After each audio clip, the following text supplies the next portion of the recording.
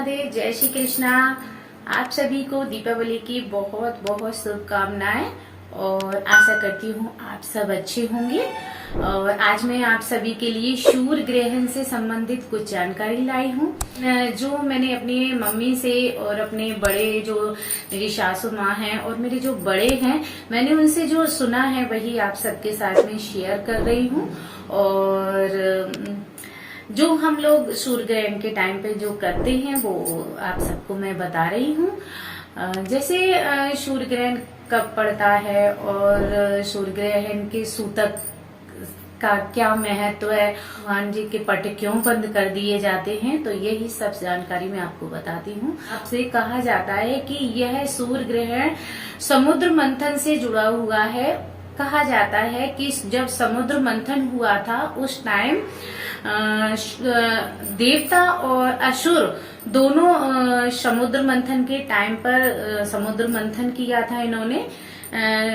जो शेष नाग जी थे उनके फन की साइड ये असुर लगे थे और पूंछ की साइड हमारे देवता लगे थे। तो उसमें जो समुद्र मंथन के समय जो अमृत निकला था, उस अमृत को विष्णु भगवान असुर और देवताओं में जब लड़ाई होने लगी, लड़ाई छिड़ गई, वो बोलने लगे मैं पीऊंगा, मैं पीऊंगा, हमें भी चाहिए, हमें भी चाहिए। तो मतलब उस अमृत के ऊपर छीना झपटी होने लगी थी। तो विष्णु भगवान ने मोहिनी अवतार लिया और मोहिनी अवतार में लेकर के उन्होंने कहा मैं सभी को नंबर बाई नंबर बारी बारी से बुलाता जाऊंगा, आप सब लाइन लगा करके बैठ जाइए। तो वहां पर शुरुआत मोहिनी अवतार विष्णु भगवान ने देवताओं से की। तो जब शुरुआत की जा रही थी तो मतलब देवों से शुरुआत की थी, तो असुरों में जो एक असुर था वो उसने सोचा कहीं ऐसा ना हो कि अमृत हमारा नंबर, हमारी बारी आते समय अमृत खत्म हो जाए।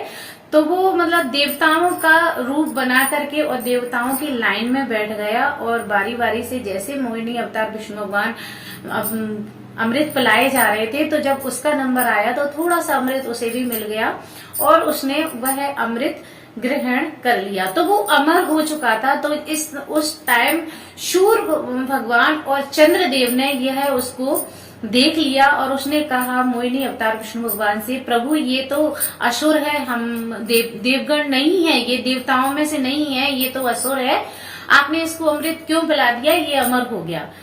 तो भगवान को जब इस बात का पता चला तो उन्होंने तुरंत अपने असली रूप में आ गए, मतलब विष्णु भगवान अवतार ले लिया मोहिनी रूप से और उन्होंने अपना चक्र घुमाया और उस असुर का धड़ से गर्दन अलग कर दी।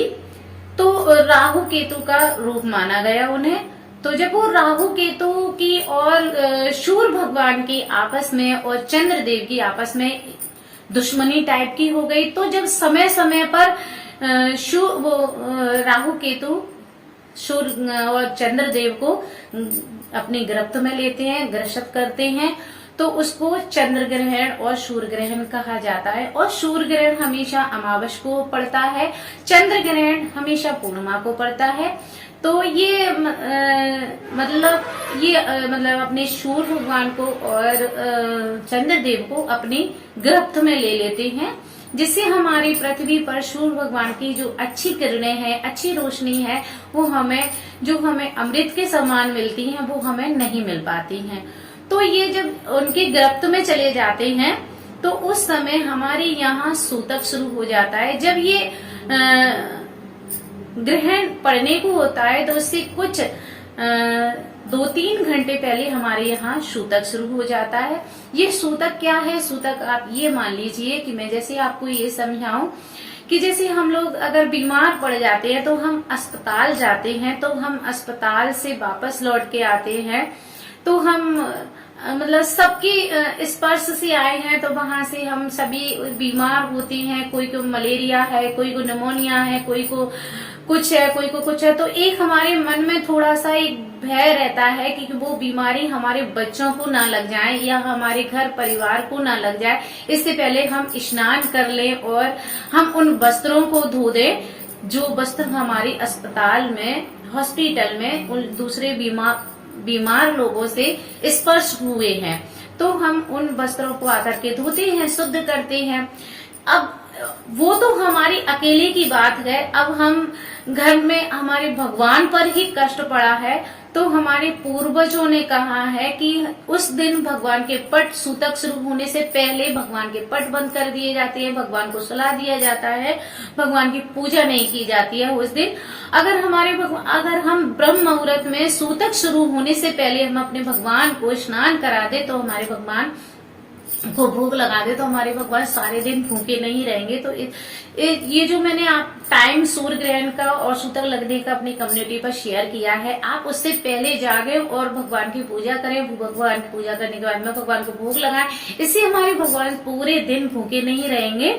और फिर सूतक लगने पर सूतक लगने से पहले हम अपने भगवान के पट बंद कर देंगे, भगवान को सुला देंगे, जिससे हमारे भगवान पर जो कष्ट पड़ता है वो हमारे भगवान को सहन करने की शक्ति मिले। और फिर उसके बाद में पूरे दिन हम भगवान का जाप करते हैं, भजन कीर्तन है। जो लेडीज हैं, महिलाएं पुरानी हैं, वो मतलब माला वगैरह नहीं फेर पाती हैं और इतना कुछ जानती नहीं है, वो भगवान का मंदिर में बैठ करके कीर्तन करती हैं, भजन गाती हैं और भगवान पर जो कष्ट पड़ता है उसको भगवान के कीर्तन से दूर किया जाता है। मतलब भगवान में एक ऊर्जा पैदा हो जाती है उस कष्ट को झेलने की।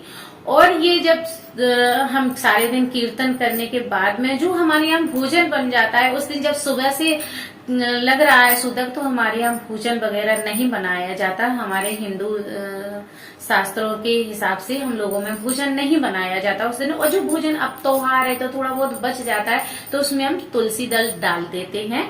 तो अपने हिसाब से देख लेना, रविवार हो तो उस दिन तुलसी दल नहीं तोड़ी जाती। कहा जाता है अमावस को भी तुलसी दल नहीं तोड़ी जाती है, तो आप एक दो दिन पहले तोड़ के और तुलसी दल रख ले, और फिर उसके बाद में आप अपने भोजन में तुलसी दल डाल के अपने भोजन को बचा सकती हैं।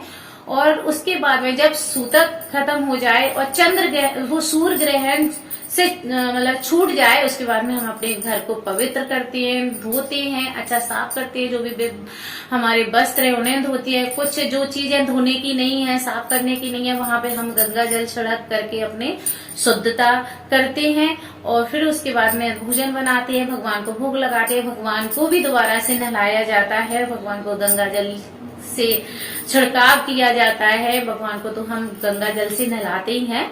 तो इस तरह से हम अपने सूर्य ग्रहण से अपने घर को शुद्ध किया जाता है। और इस बार सूर्य ग्रहण दीपावली के दूसरे दिन पड़ रहा है। छोटी दिवाली और बड़ी दिवाली एक दिन हो गई है, मतलब अमावस्या को हमारे यहाँ कोई भी त्योहार नहीं है सूतक की वजह से। और जिस दिन हम गोवर्धन मनाते हैं उस दिन हमारे यहाँ सूर्य ग्रहण है, और जिस दिन हम दौज मनाएंगे उस दिन हमारे यहाँ गोवर्धन की पूजा की जाएगी। और दौज कई जगह पर दूसरे दिन मनाई जा रही है। जिस दिन हमारे यहाँ तीज है उस दिन दौज मनाई जा रही है, जिस दिन हमारे यहाँ दौज है उस दिन हमारे यहाँ गोवर्धन की पूजा की जा रही है। तो इस प्रकार हमारे त्योहार थोड़े आगे हो गए हैं, और छोटी दिवाली बड़ी दीपावली एक दिन मनाई जा रही है, पर्व वाले दिन हमारे यहाँ कुछ भी नहीं है।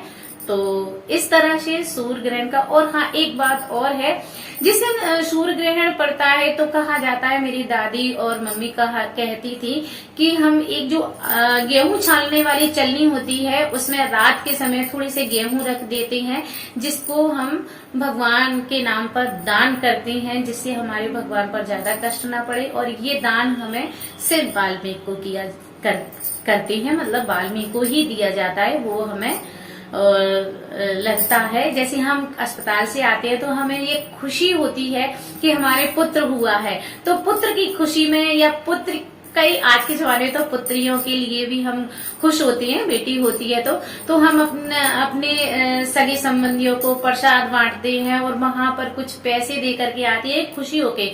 तो उसमें हमें ऐसा लगता है जैसे हमारे भगवान कष्ट से छूटे हैं, भगवान को निवारण मिला है, हमारे भगवान छूटे हैं इस कष्ट से, तो उनकी उस पर वो दान दिया जाता है, उन पर न्योछावर करके कि हमारे भगवान बहुत बड़ी भगवान का दूसरा जन्म हुआ है, हमारे भगवान बहुत बड़ी बला से बच करके आए हैं। तो इस वजह से दान दिया जाता है। ये जरूर याद रखना कि रात को चलनी में गेहूं जरूर रखना सुबह दान देने के लिए।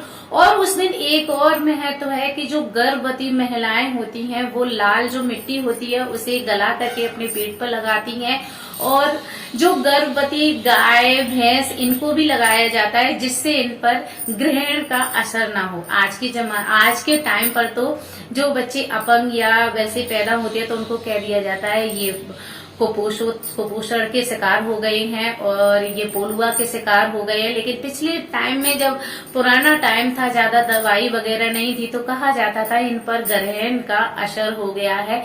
तो जब हम वो लाल मिट्टी लगा लेते हैं तो हमारे बच्चों पर ग्रहण का असर नहीं होता है। तो ये जो भी गर्भवती महिलाएं हों उनके लिए ये बहुत अच्छी जानकारी है। लेकिन दादी वगैरह का कहना था, वही मैं आप सबके साथ में शेयर कर रही हूँ। और आशा करती हूँ आप सबको यह मेरी जानकारी पसंद आई होगी। जय श्री कृष्णा, राधे राधे। आप सभी को मेरी तरफ से हैप्पी दिवाली। सभी का त्योहार बहुत अच्छे से जाए, सब प्रसन्न रहे, खुश रहे और फटाके ना चलाना जिससे कोई हमारे वातावरण को नुकसान हो और हमारे कपड़े जले। आराम से खुशी से मिठाई खा करके दीपावली मनाएं। जय श्री कृष्णा, राधे राधे।